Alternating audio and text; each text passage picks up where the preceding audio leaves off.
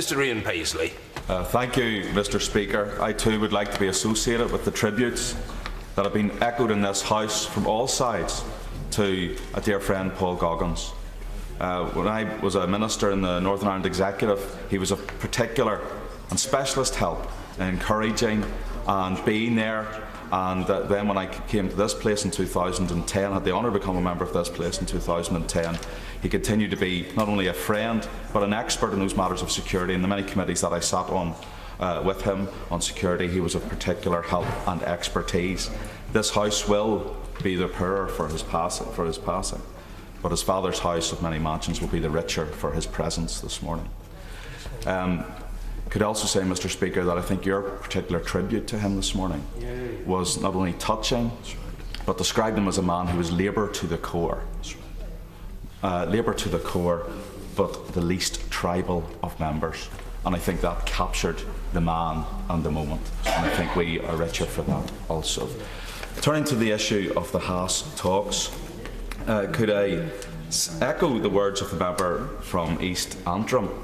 And Mr Speaker, you'll appreciate that I'm known for speaking my mind and for calling a spade a shovel.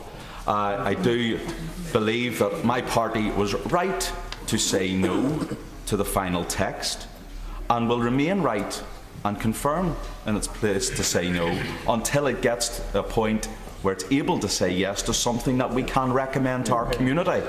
And I believe that we did the right thing and will continue to do the right thing when it comes to saying no at the right time and saying yes when it is appropriate to do so. The Secretary of State in her statement said that it was disappointing that it didn't prove possible to reach an agreement on an historical investigations unit to take the place of HET. How would the Secretary of State try to fund such a unit with its panoply of lawyers and additional experts when there is a shortfall of £60 million starting in 2015 for the current arrangement, which is the cheaper option, and when there is another shortfall of an additional £36 million generally on security? Will the Secretary of State commit now to finding the money to allow the police to function for the next 5 years rather than pursue this fanciful idea of an historical investigations unit? I believe it is important for the parties to continue to work to try and find an agreed position on all of these issues. And I welcome the statement by the First Minister that there is substantial parts of the Haass proposals that he feels able to support. I think the Honourable Member is right to raise the issue of cost. That is something that would need to be resolved in the event of an agreement. As I've said, the UK Government would primarily expect the Northern Ireland Executive to fund that from within the considerable resources provided via the block grant.